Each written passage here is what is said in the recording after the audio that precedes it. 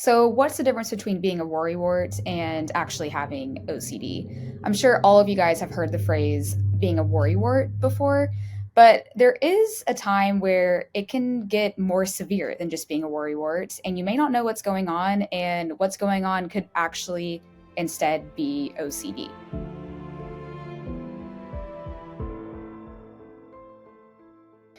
In this video, we're going to be talking about the differences between being a worrywart and when it becomes OCD. Or maybe it was OCD all along and you just didn't know what you're experiencing was actually OCD and not just being a worrywart. So if you're interested in more of our videos, feel free to hit the subscribe button on our channel so you get the latest episodes from me and the rest of our NOCD team. Maybe you guys can relate to me whenever I say this, but since I have OCD and anxiety, I grew up being more of a worrier. I would worry about basically everything, even whenever I was in kindergarten, as early as kindergarten. And my mom would always say, stop playing the what if game, meaning that all I did all day long was say, well, what if this happened? And what if this? And what if this? Whenever I should have just been focusing on being a kid and just having fun, really, being with friends and learning life skills at that age. But all I would do was worry, and as I got older, well, so did my OCD and anxiety and worrying. It just kept on getting bigger, like I was. And, maybe it was OCD whenever I was worrying, maybe it wasn't, but I did grow up and eventually started experiencing OCD symptoms whenever I was, late elementary school, middle school, but didn't know it was OCD at the time. Just like a lot of you guys have told me on social media and just online and through NOCD that you experienced OCD symptoms way before you were ever diagnosed. And maybe a lot of you were misdiagnosed like I was. I was told that I just had generalized anxiety disorder.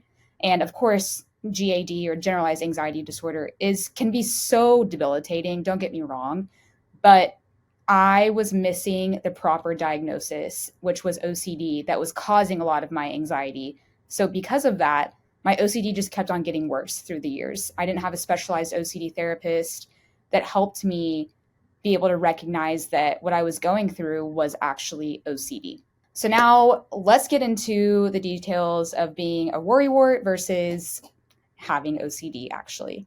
So worrying is just a normal part of being a human, right? You may stress about a job, you may stress about a test, you may even worry about if you left the stove on and you leave the house and you think, oh no, did I leave the stove on? Is my house going to burn down? But eventually you notice that the thought passes. You're able to move on with your day. And yes, you had that scary thought. Yes, it did occur in your brain that maybe something terrible could happen if I left the stove on, but you're able to continue on with your day and live the life that you want to live towards your values. Now, the difference between this and having OCD is that OCD doesn't let you move on. OCD is a cycle and it traps you, right? So you have the intrusive thought, what if I left the stove on? That causes a lot of anxiety. So to get rid of that anxiety, you perform compulsions. So these can be mental or physical compulsions. So if we're talking about the stove still, one of the compulsions could be going to back and check. You've left the house, you're 15 minutes down the road, and the anxiety is just too much for you to move on with your day. So you skirt back home and check to make sure that the stove is off, but one time will never be enough for OCD, then you leave again. And that anxiety of, well, what if I left the stove on? What if I actually didn't turn it off? What if I actually turned off the wrong thing?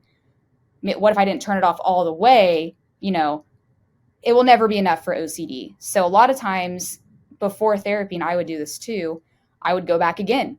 I would skirt back to make sure it was turned off again. And it just keeps happening over and over and over again. And that is how the cycle begins. All right, let's get into the differences between being a worrywart and an OCD with some more examples, just to paint the picture. First example, being a worrywart. Did I leave the stove on? Goes back once to check, feels reassured, and moves on. On with your day, good. Checked once, whatever. Second example of being a worrywart. What if I fail the exam? That's a classic what if question that you don't even need to have anxiety or OCD to ask that question. Most people have experienced this type of stress, So what if I failed the exam? A worrywart would study more, feel a bit anxious, but keeps on going, you know. Third example of being a worrywart is I hope I didn't say something weird.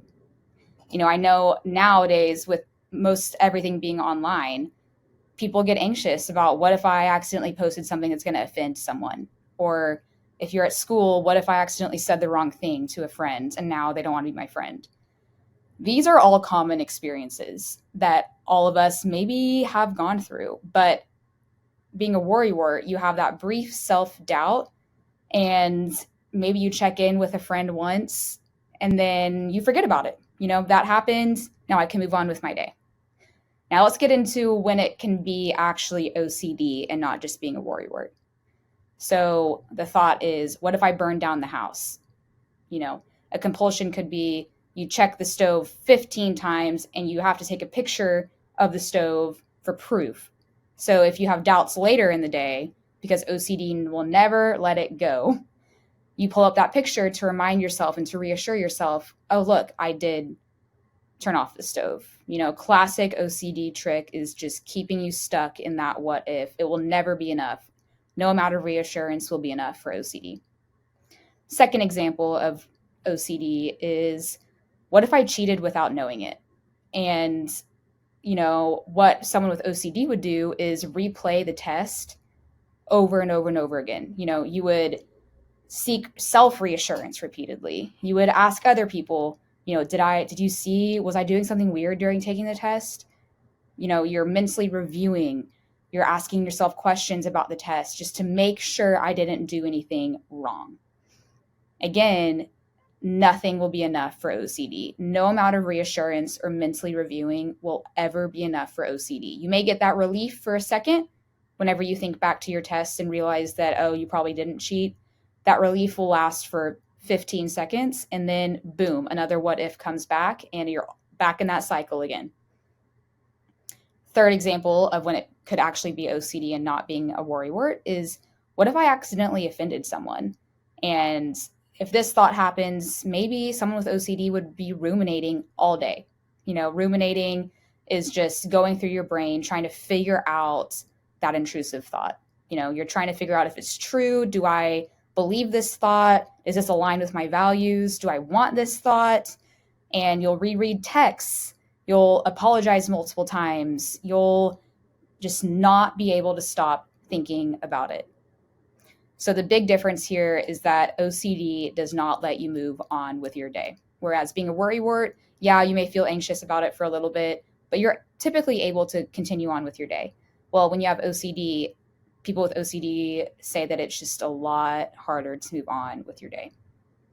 Luckily, if you're just like me and you have OCD, or you may think after this video that, maybe I'm not just a worrywart, maybe it's OCD. There's so much hope for you, and there's so much hope to be able to continue on with your day despite having those worries. So something that NOCD specializes in is actually exposure response prevention therapy. That's the gold standard treatment for OCD. And this helps you break that vicious cycle of OCD. So in ERP, and I've actually gone through NOCD therapy and ERP therapy specifically, they taught me that I had to try to resist my compulsions. That is the key typically in ERP, is to recognize what you're doing to try to get rid of the anxiety, whether it's ruminating, mentally reviewing, seeking reassurance.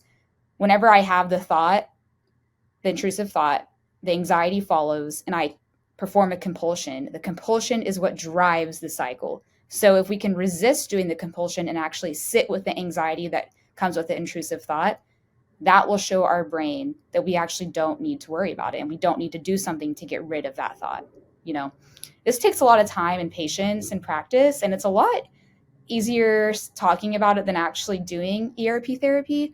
But what's cool about ERP is that, yes, I've applied it to my OCD, of course, but I've also applied it to other aspects of my life, exposing yourself to your intrusive thoughts, or exposing yourself to basically your fears, and you learn that by exposing yourself to your fears, that you're a lot stronger than you think you are. So feel free to give our team a free 15-minute call. Go to nocd.com. We'd be happy to speak to you, and so you can learn more about ERP and other options. So thanks for listening.